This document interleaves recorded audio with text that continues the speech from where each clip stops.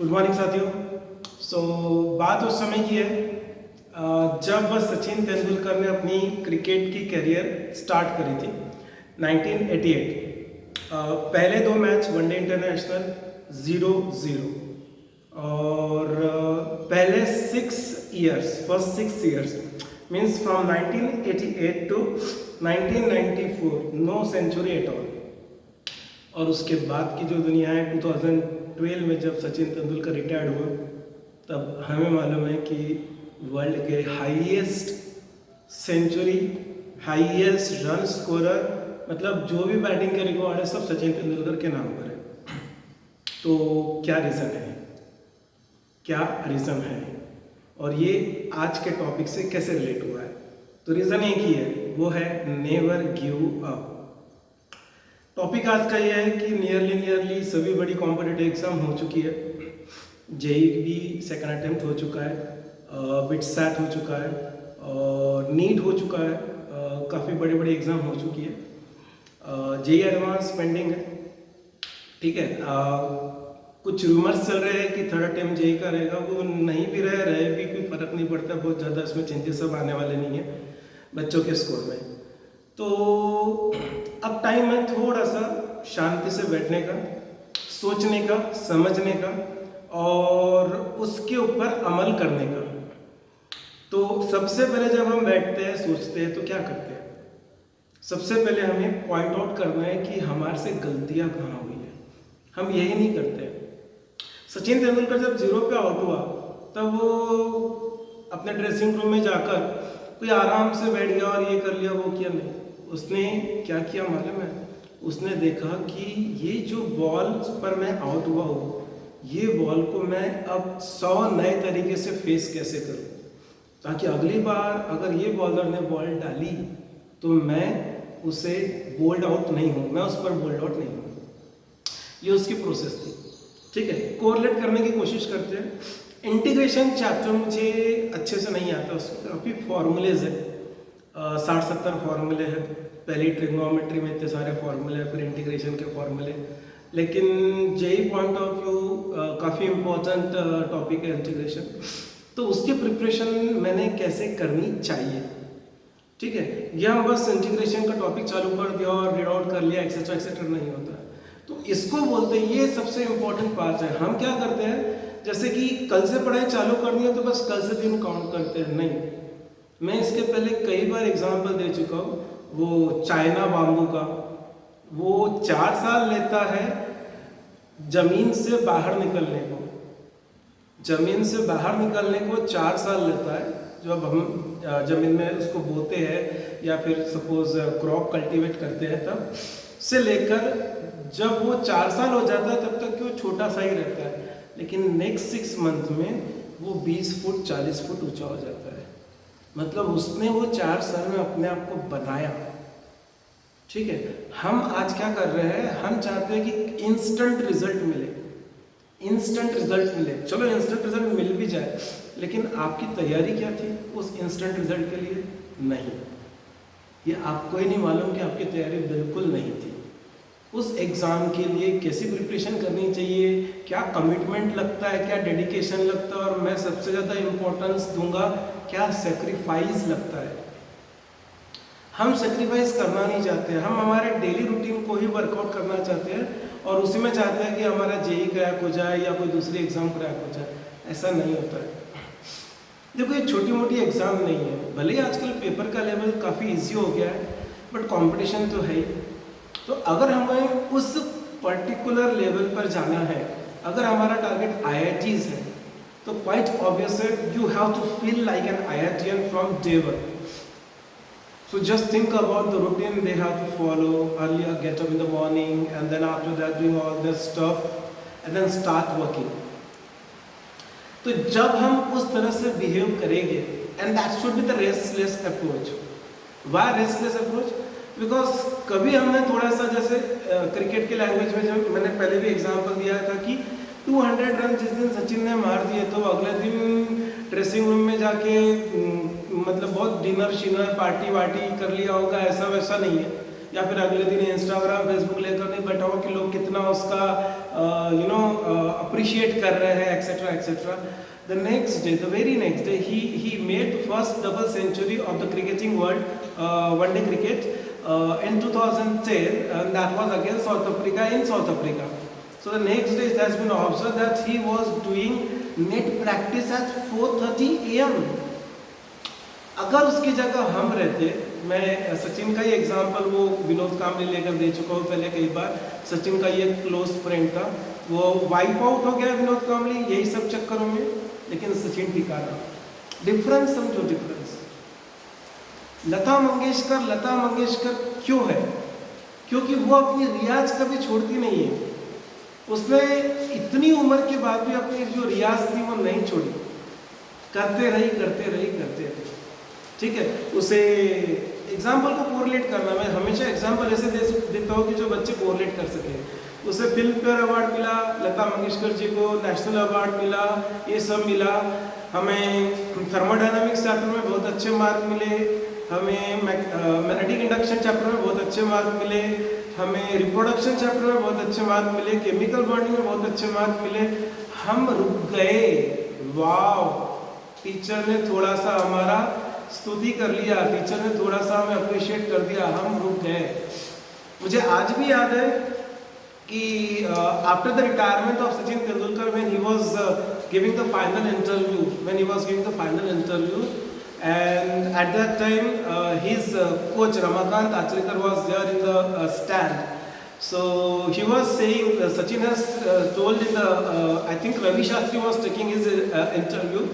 So Ravi Shastri asked him कि यार तुम्हारा अंदर इतनी एनर्जी कहाँ से आती है, इतना तुम मतलब इतना कुछ अचीव कर लेते हो, उसके बाद ऐसा लगता नहीं कि चलो थोड़ा सा रिलैक्स हो जाए एक्सेट्रा.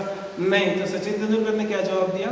सचिन तेंदुलकर ने जवाब दिया कि नहीं, बोले मैं उस दम तक खेलना चाहता था जिस दम पर मेरा जो गुरु है, मेरा जो कोच है रमाकांत आचरेकर, वो मुझे बोले कि वेल डन.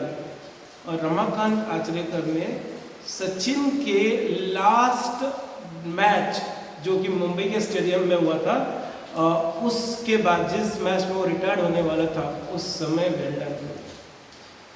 तो मैं अपने गुरु के लिए खेल रहा था और मुझे नहीं मालूम, मुझे और कुछ नहीं दिखता. सचिन के बारे में एक बात और बताना चाहता हूँ. पहले बॉलिंग भी करते थे, फिर बाद में बॉलिंग छोड़ दी. क्योंकि वो एक इंजरी हो गई थी एल्बो के अंदर. ठीक है, तो वो एल्बो में जो इंजरी हुई थी उसके कारण वो बॉल को घुमा नहीं सकते थे. ठीक है, लेकिन क्वाइट ऑब्वियस है, एल्बो है तो बैट का भी रोल आता है उसमें. तो उनका ऑपरेशन होना था, अमेरिका में हुआ था ऑपरेशन. तो क्वाइट ऑब्वियस ऑपरेशन होते तो एनेस्थेशिया देते हैं, बेहोश करते हैं एक्सेट्रा एक्सेट्रा. ठीक है, वो इतना कंसर्न था, उसने डॉक्टर को बोल दिया कि मुझे एनेस्थेशिया मत दो, मुझे बिल्कुल एनेस्थेशिया मत दो, मुझे कोई फर्क नहीं पड़ता, लेकिन मेरे हाथ को कुछ नहीं होना चाहिए. और वो बार बार डॉक्टर को पूछ रहा है, मेरे हाथ को तो कुछ नहीं होगा, मेरे हाथ को तो कुछ नहीं होगा, मैं बैट तो पकड़ पाऊंगा, मैं बैट तो पकड़ पाऊंगा. Doctor were shocked to see that he has completed his operation without anesthesia. That was a major operation. Elbow injury जो थी, मतलब वो बंदे का कमिटमेंट देखो यार, बात कमिटमेंट की है. क्या हमारा नीट को लेकर इतना कमिटमेंट था? क्या हमारा जेई को लेकर इतना कमिटमेंट था? नहीं था. ठीक है, अब देखो जो हो गया वो हो गया. ठीक है, कोई ड्रॉपर्स थे, कोई फ्रेशर्स थे. तो वो बोले कि चलो यार हम ड्रॉप ले लेते. जो ड्रॉपर थे शायद तो वो नेक्स्ट ड्रॉप नहीं लेंगे, वो बोलेंगे कि नहीं यार अब खुद से बहुत फ्रस्ट्रेट हो गए, अब यार मेरे से होना नहीं है एक्सेट्रा एक्सेट्रा. देखो मैं एक चीज़ बताता हूँ कि दुनिया यहाँ ख़त्म नहीं हुई है. ठीक है, मैं यहाँ पे कॉलेज का नाम ले नहीं सकता हूँ, मैं खुद कोई बहुत अच्छे बड़े कॉलेज से इंजीनियरिंग नहीं किया हूँ. ठीक है, इवन दो 12th के परसेंटेज वगैरह सब कुछ अच्छे थे, फिर भी बड़े कॉलेज से नहीं किया because of some financial stuff, because of fee of the other colleges. The better colleges are very high compare to the college which I pursue. So that was never be a regret for me, because मुझे अपने अंदर जो भी knowledge डाला था मैंने over a period of time लाया. Elon Musk के पास कोई भी ग्रेजुएट डिग्री नहीं है, लेकिन वो बड़े बड़े साइंटिस्ट, बड़े बड़े एस्ट्रोनॉट से भी ज़्यादा दिमाग रखता है, सिर्फ पढ़ के. ठीक है। और मैं अभी तो बच्चे यंग है तो they don't know much about the job field में 2 साल 3 साल 4 साल बाद एक IITian और एक नॉर्मल कॉलेज से पास हुआ बंदा सेम हो जाते हैं। क्यों? क्योंकि वो जो नॉर्मल कॉलेज से पास हुआ बंदा जो 4 साल तक के वहाँ पर 4 साल का जो उसने एक्सपीरियंस किया उसमें अपना नॉलेज गेन इतना किया ही और she can be the top to the IIT। ठीक है। और अगर समझ लो ऐसा है भी कि नहीं मुझे उसी कॉलेज से करना था एक्सेट्रा एक्सेट्रा, बस अब तो पॉसिबल नहीं है जॉब लेना एक्सेट्रा एक्सेट्रा, फिर भी मैं बता रहा हूँ कि this is not the end of the life. ठीक है। मैंने एग्जाम्पल दिया था कुछ समय पहले ही, डॉक्टर APJ अब्दुल कलाम का बहुत ज़्यादा मेहनत करी थी वो देहरादून में एक आर्मी स्कूल के एडमिशन के लिए। जब 8 लोगों के सिलेक्शन होना था और उनका 9th रैंक आया, उनका सिलेक्शन नहीं हुआ, he got frustrated and while coming back from that Dehradun जो कॉलेज के अंदर जो एप्टीट्यूड टेस्ट होना था वहाँ से, तो वो आते वो जो वाराणसी के मठ में चले गए थे बिकॉज वो हरास हो गए थे एकदम से, खुद से बहुत फ्रस्ट्रेट हो गए थे। तो वहाँ पर एक वो मठ में चले गए थे, तो मठ के जो महर्षि रहते हैं उन्होंने बोला था कि भाई क्या हो गया, ऐसा उदास उदास सा चेहरा दिख रहा है। तो उन्होंने बोला कि ऐसा ऐसा हुआ।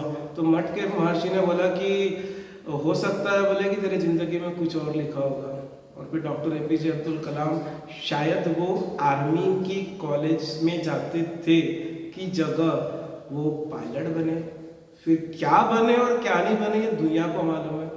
आज भी डॉक्टर APJ अब्दुल कलाम 2 दिन पहले उनकी पुण्यतिथि हुई 27 जुलाई को, तो लोग रिगार्ड करते हैं। ठीक है।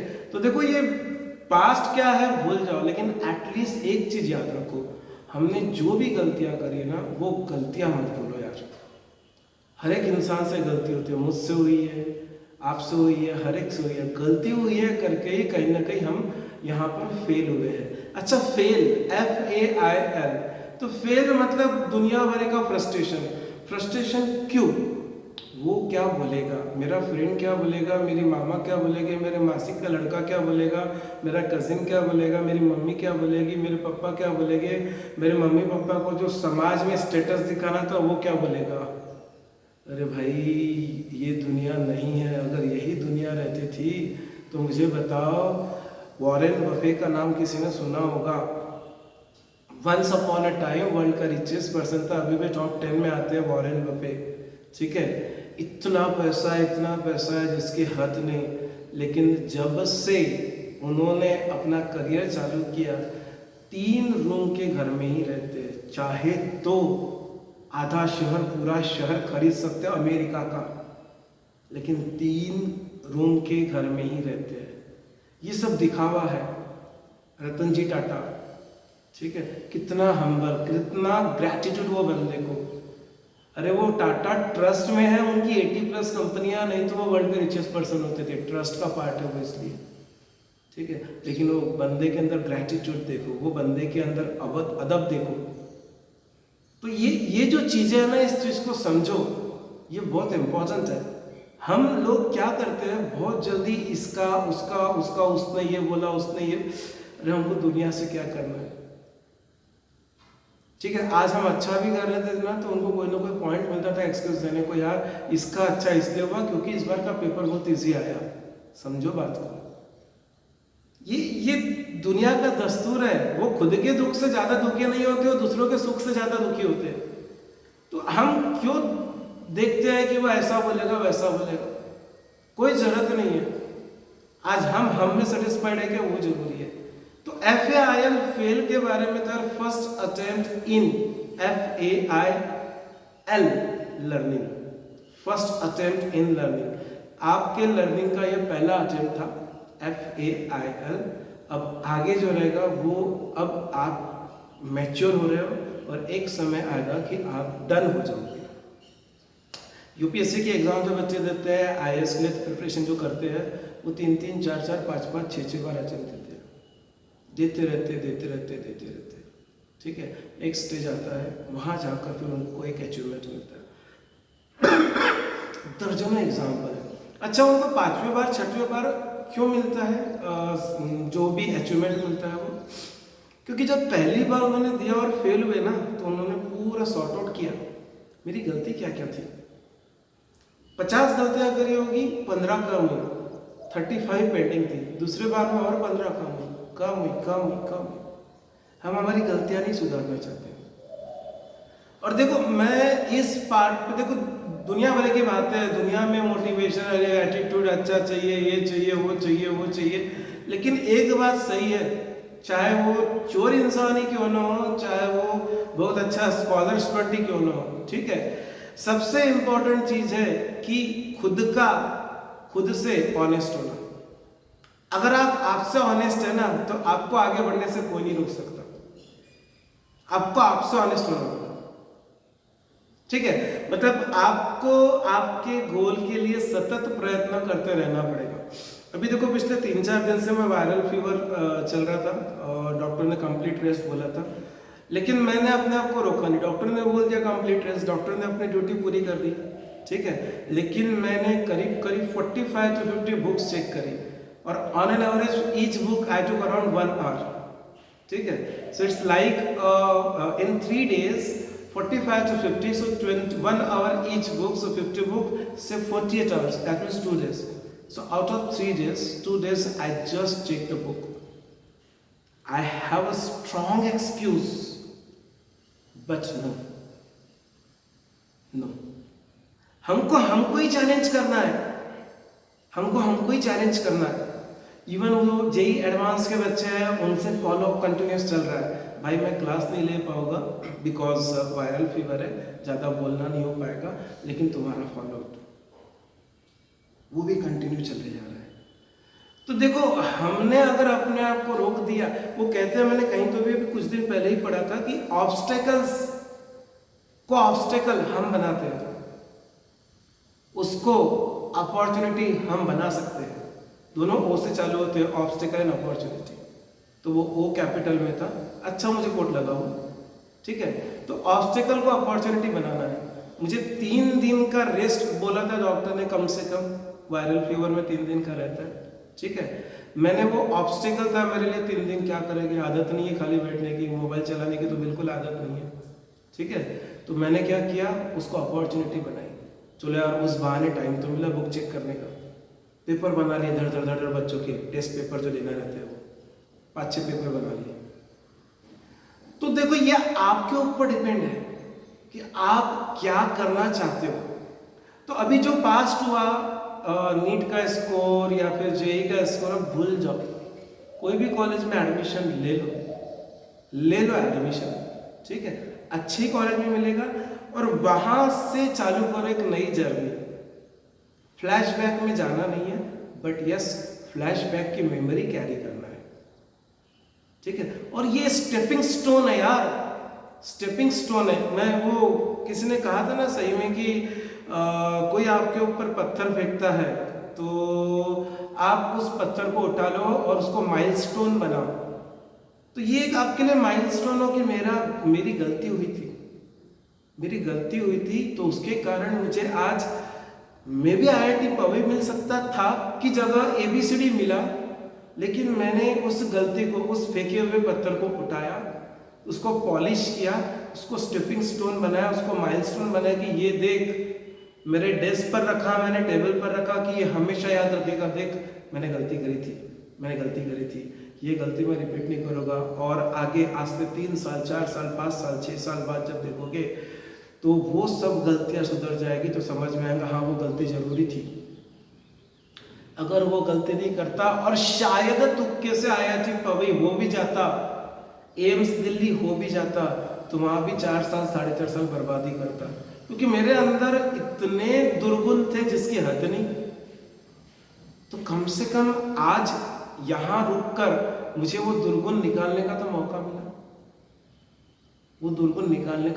मिला, वो एक एग्जाम्पल मैंने इसका भी दिया था कि एक एलिफेंट का बच्चा हो रहा है और एक पपी का बच्चा, कुत्ते का बच्चा हो रहा है, बीच का बच्चा हो रहा है, ठीक है।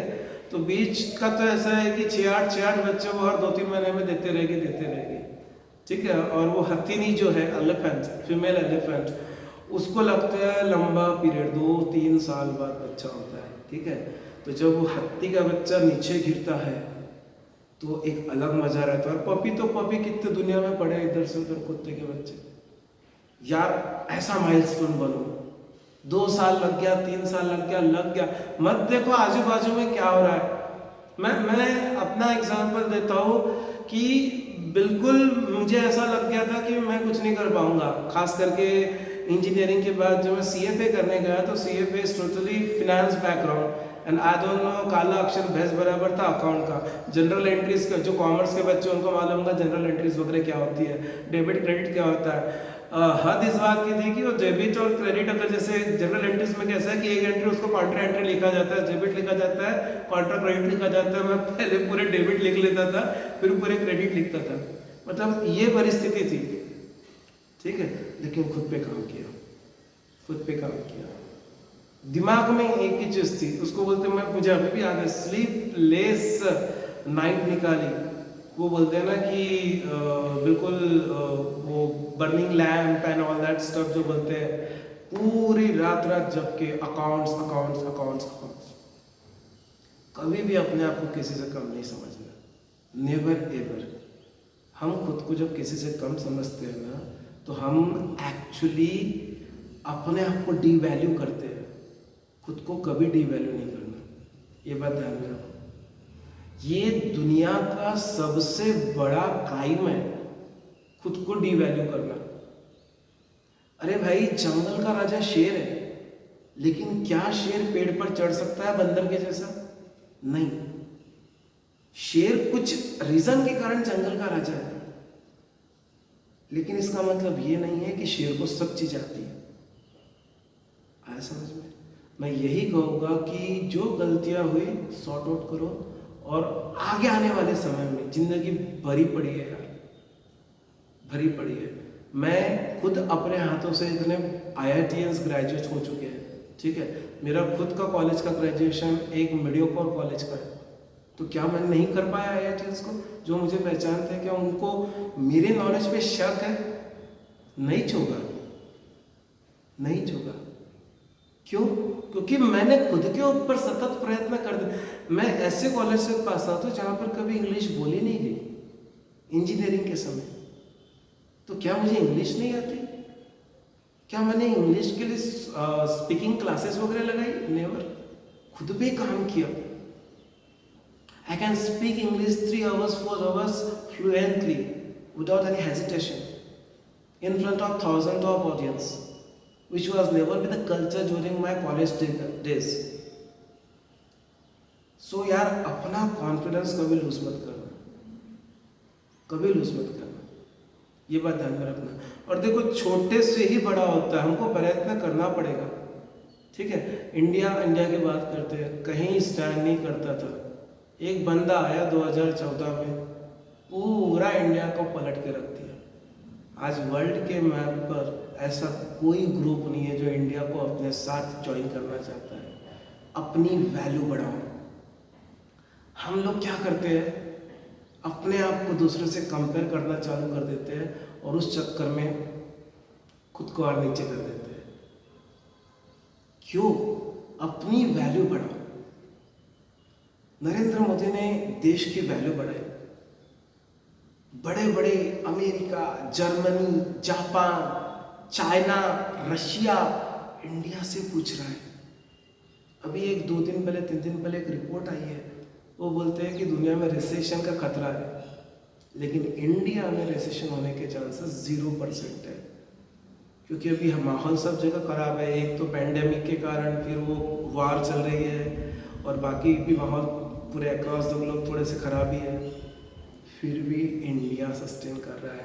And the only country which has given over 200 crore corona dosage, or we can say that the vaccination to their citizens, and most of them are free of cost. Still we are in a position to survive.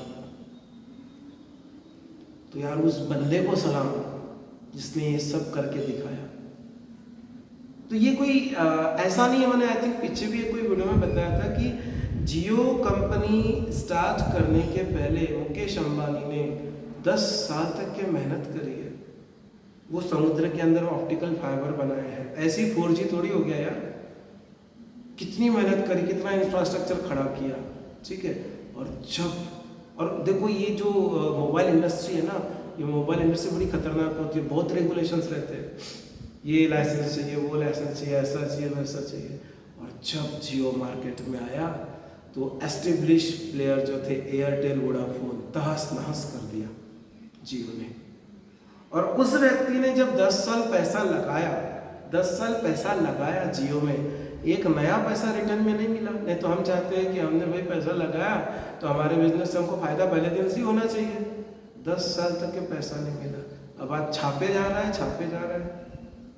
जियो के ऊपर, ठीक है। तो 10 साल wait किया मुकेश अंबानी ने, क्योंकि to be precise I still remember because I was working on those field during those days, so I still remember those are the days of 2006 and 7 when he got the license for optical fiber. So 2005-6 उसका starting. तो इस चीज को accept करो, मेहनत करना पड़ेगा और मेहनत खुद पे करना पड़ेगा। इसका क्या, उसका क्या, ये क्या, वो क्या ना। 1000 गलतियां मुकेश अंबानी ने करी, उसका ही भाई था अनिल अंबानी, खत्म हो गया, कुछ नहीं दिखता है। जब दोनों भाई में डिवीजन हुआ पापा के मरने के बाद, धीरूभाई अंबानी के, दोनों को इक्वल पैसा मिला।